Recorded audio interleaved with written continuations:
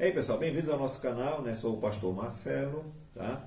E peço que você inscreva-se no nosso canal, dê o seu like, tá? E clica aí no sininho, para que a gente possa mandar para você outros vídeos e você vai receber, tá?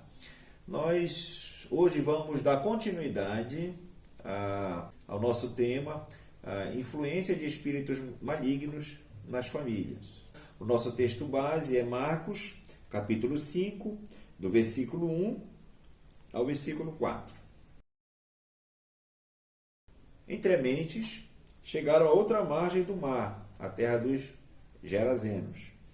Ao desembarcar, logo veio dos sepulcros ao seu encontro um homem possesso de espírito imundo, o qual vivia nos sepulcros, e nem mesmo com cadeias alguém podia prendê-lo.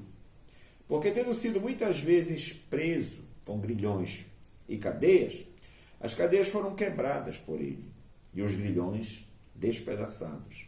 E ninguém podia... A palestra passada, inclusive se você não assistiu, tá? É só clicar aí na tela que você vai assistir. Hoje nós estamos já dando continuidade, porque esse tema ele é muito profundo. Ele mexe com muita coisa. E mexe também com a vida de muita gente. Você que está me assistindo nesse momento, isso aqui pode ser o seu caso ou de alguma pessoa que você conhece. E que através desse vídeo, né, você vai ter condições de orientá-la ou de buscar ajuda. No vídeo passado eu falei para vocês que havia uma relação muito grande entre a história da família e o indivíduo. Então, espíritos malignos gostam de ficar naquela família, eles gostam de acompanhar aquele indivíduo geração em geração. Eles gostam de acompanhar nações, acompanhar cultura.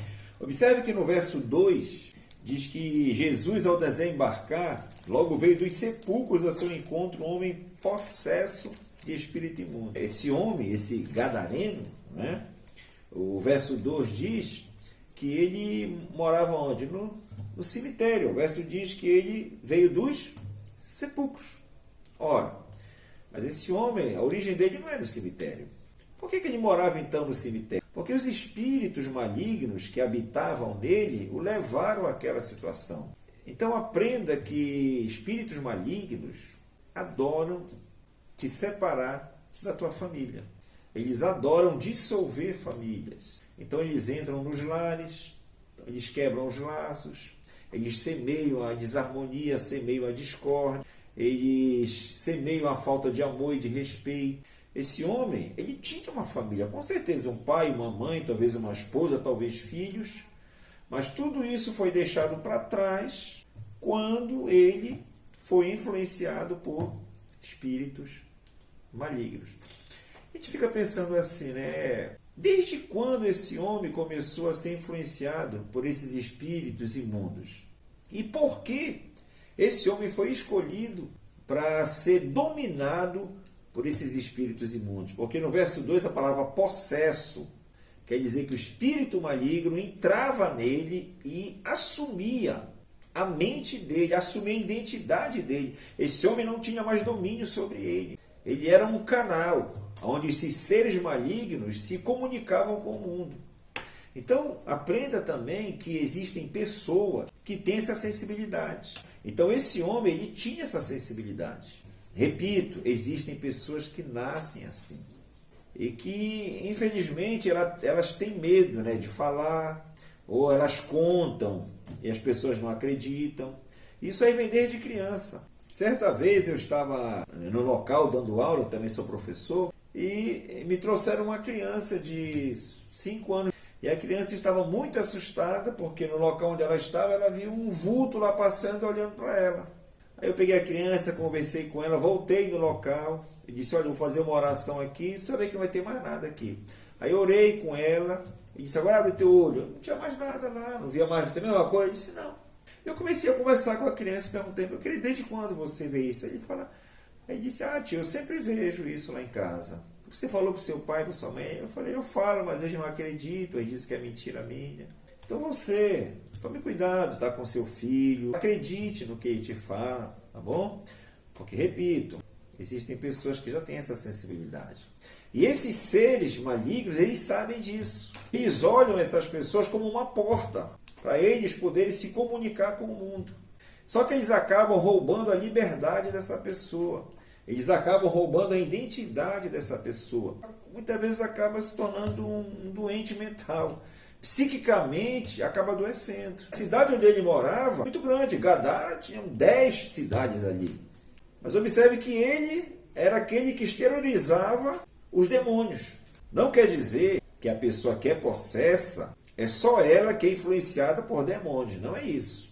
Ela apenas é a porta que esses espíritos imundos procuram se comunicar. Mas muitas pessoas são influenciadas por essas entidades malignas.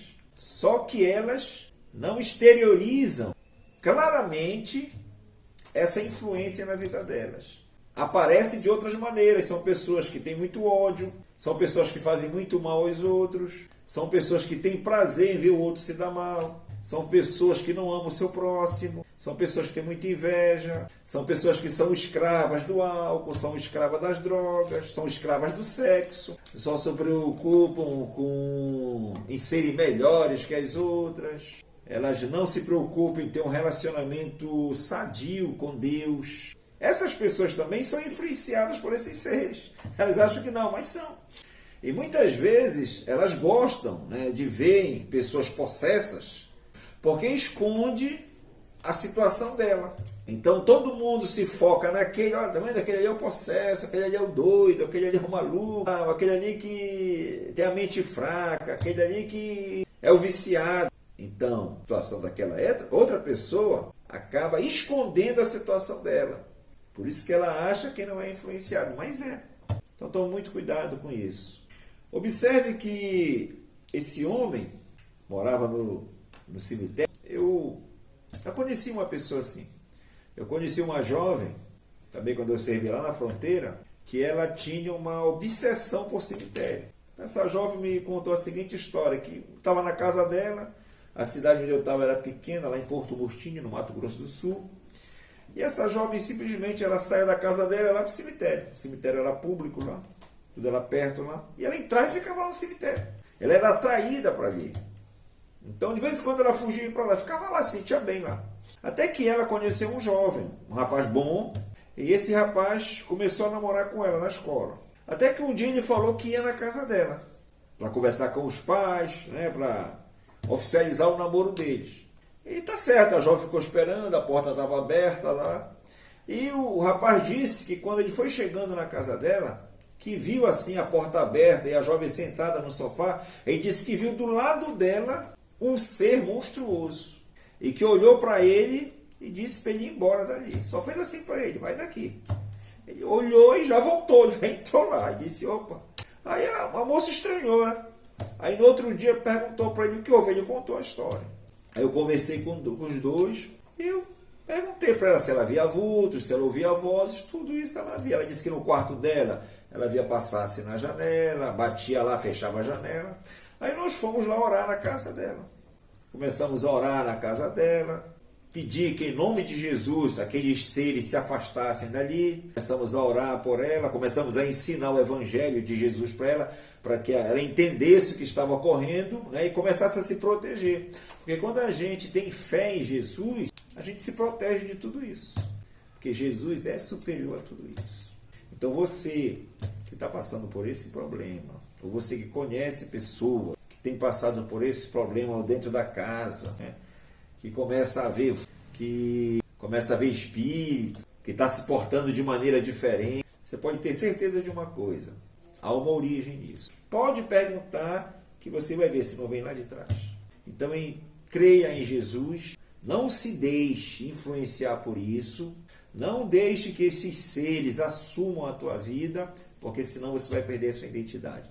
Creia em Jesus, Ele é Senhor dos céus e da terra. Ele te ama e quer o melhor para todos nós, tá? Se você precisar de ajuda, aí na tela vai aparecer o nosso telefone, vai aparecer a igreja onde a gente ministra e estamos à sua disposição. Você não vai precisar pagar nada não, tá? A Bíblia diz, de graça recebestes, de graça dai. Que o Senhor te ilumine, que o Senhor te abençoe, que o Senhor te proteja. Fique com Deus.